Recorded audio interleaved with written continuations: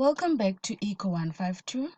In this video, we are doing part 2 of chapter 4, which is all about exchange rates.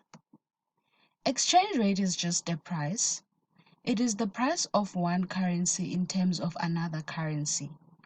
In the example below, a US dollar in terms of rand exchange rate of 10 means that $1 costs 10 rands. Just like the prices of goods and services, exchange rate is determined in the market for currencies, which is known as exchange or forex market.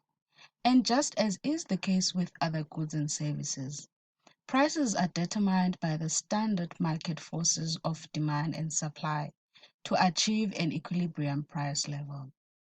When the rand strengthens relative to dollar, we say that rand has appreciated. And when it has weakened relative to dollar, we say that it has depreciated. Please note that you always have to check which currency is being analyzed, because exchange rate always involves two currencies. There are two ways of quoting exchange rates, that is the direct and the indirect way. Where the direct way, the cost is quoted in local currency units, as is the case in the example. In the indirect way, the cost is quoted in units of the foreign currency. In the example, the exchange rate would therefore be quoted as 0.1. The law of demand and the law of supply, which is covered in microeconomics. The law of demand states that everything else being equal, as the price of a good increases, the quantity demanded decreases, and vice versa. That is, as the price of a good decreases, the quantity demanded increases. Whereas the law of supply states that everything else being equal, as the price of a good increases, the quantity supplied increases, and vice versa. That is, as the price of a good decreases, the quantity supplied also decreases. An equilibrium point is reached when the demand and supply are equivalent. Foreign trade involves foreign currency. For example, the US dollar, the Japanese yen, euro, and pound sterling. The South African importers therefore have to pay in the relevant currencies relating to the origin of their imports, that is, the demand for their foreign currency. Importers from other countries have to pay for South African goods in rands, and so they supply foreign currencies. The history of world currencies. So this slide shows the history of world currencies. If you have much interest on the history of world currencies, then you can go look on the textbook for more information. Exchange rate between rand and the US dollar. We examine the market for dollars. The price, thus rand per dollar.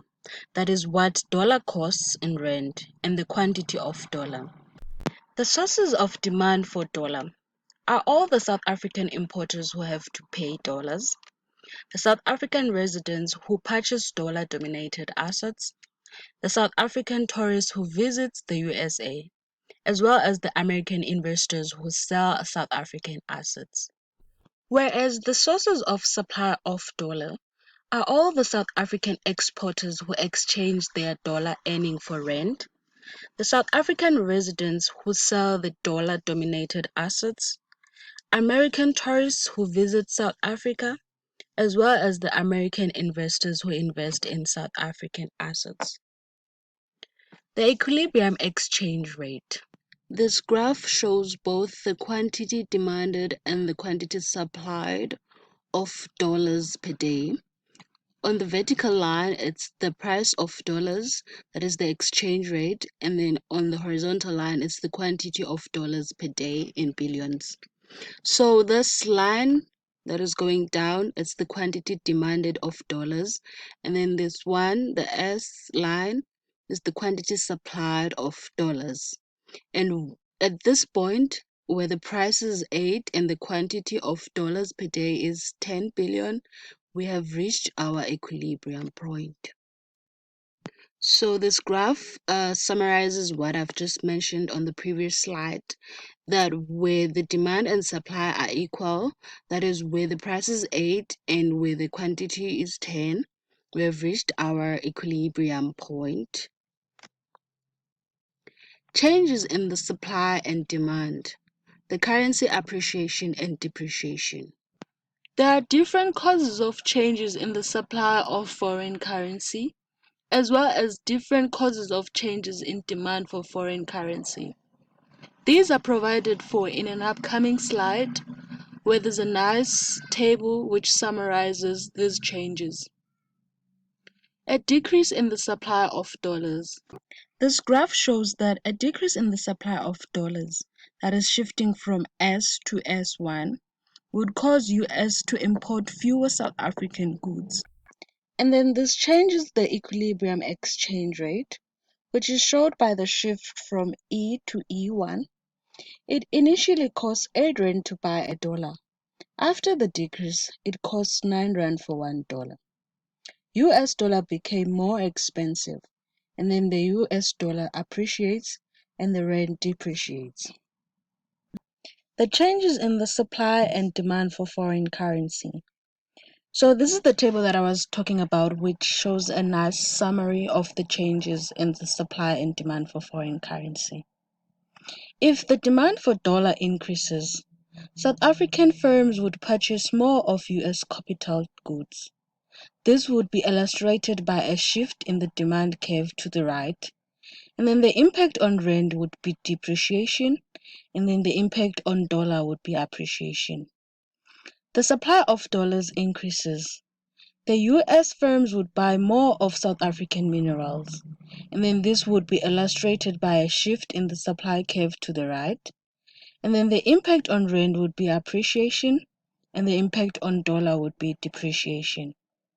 If the supply of dollar decreases, US citizens would stop investing in South Africa, and then this would be illustrated by a shift in the supply curve to the left, and then the impact on Rand would be depreciation, and then the impact on dollar would be appreciation. And if the demand for dollars fall, South Africans would import less of US goods. This would be illustrated by a shift in the demand curve to the left, and then the impact on Rand would be appreciation, and then the impact on dollar would be depreciation. The economic impact of changes in the exchange rate. If the Rand depreciates, import prices decreases, the import prices increases. Export tend to increase, imports tend to decrease. The current account tend to improve, then the domestic prices tend to rise. If the Rand appreciates, then the opposite happens. That's all for this chapter. Thank you very much for your attention.